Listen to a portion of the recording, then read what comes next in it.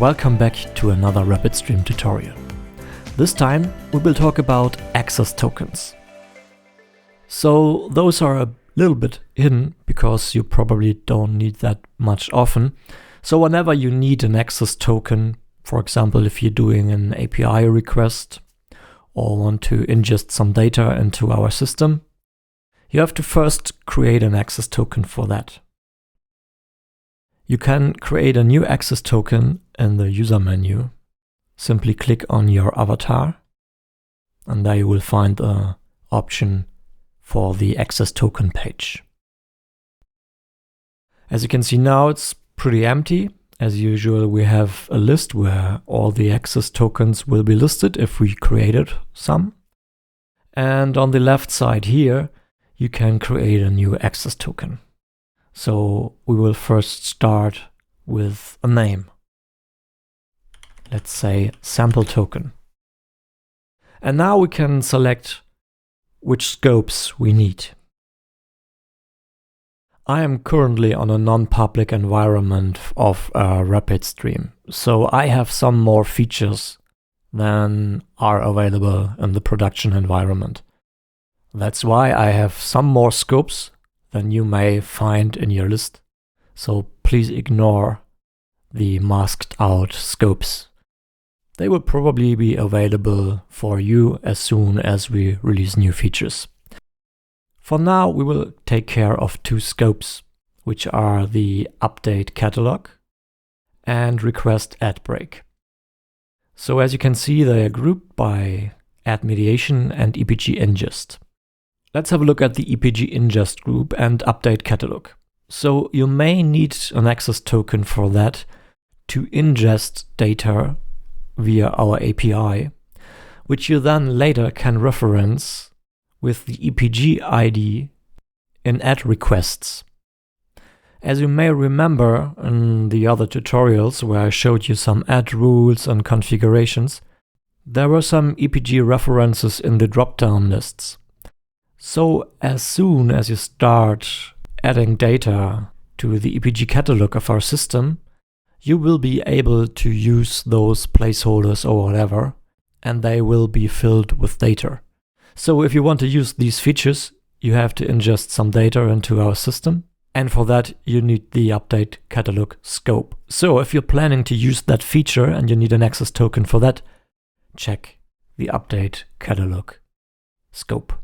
The request add break scope, which can be found under add mediation, you will probably need it by default because you need that scope to retrieve adds in VAST. So as I would imagine, you might want that. You want to retrieve adds. That's why you use our service. So probably you need to check that at least for one access token. So keep in mind, you don't have to create one access token for everything. You might want an access token just for your add mediation part, and then probably one access token just for the scope EPG ingest. If you use different systems and you don't want one system to have access to another, that might be a good thing to do. So that you should keep that in mind when creating an access token. It might be good to separate the scopes and to keep systems apart. One thing you want to think about for security reasons is the expire date. Every token can have an expire date. You can set it here, and it must be at least one day in the future. Maybe you want to make sure that tokens are renewed from time to time. Then it might be a good idea to set an expire token. If you don't want to do that, if you want to have a token which never expires, you can tick this box and it will never expire and this date is not used at all. For security reason, it might be a good idea to set an expire date. For now, let's just create a token without any date. Okay, our token is generated.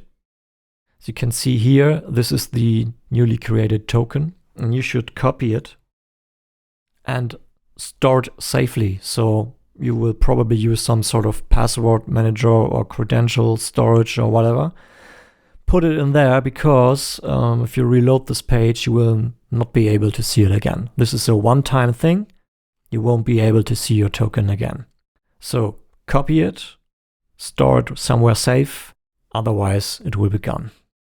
In the list below, you see that our sample token was created. You can see the scopes and you can see when it will expire. In our case, never. So let me show you if I reload the page. Here we are. You now have the list with the token and you cannot click here. So you won't be able to see a token. Make sure to save it somewhere if you need to. If you ever lose your token, your system gets compromised, or you accidentally pushed your token into your Git repository, you may want to revoke your token. So in the list here, you can select the Actions menu and you can revoke your token. The token will be deleted and it now can't be used anymore in the system. So when some service of you now tries to access our system with that token, it will be rejected. Okay, let's recreate our token real quick. Let's say again, sample token, command token, update catalog scope, and request add break scope. And this time, let's say we want it valid for a week. Create token. Here we are. We can copy it. This will be gone after page reload or after we're visiting some other page. And our listing shows our sample token this time with an expire date. Perfect. So now you have the token and you want to do something with it, right? That's the time where you can go to our API docs. We link them for you over here. So simply open the API docs. As you can see here, you will get a brief instruction on how to use the token. It's functioning as a bearer token, so you can read everything about it here. About the authentication, and then you can go on and see when you need it for the EPG catalog, how to do that, or if you want to request a VAST, how to do that. If you really have to look into the details, how to get data, how to send data, look into our API docs, you will find everything there. So now that we have the access token, this is pretty much our base for all the next steps. For example, to enrich ad server requests with EPG metadata, stuff like that. I told you what you can do with the scopes. For all that, you need that token. And hopefully we will hear each other again in one of our next tutorials where I can show you what you can do with your access tokens.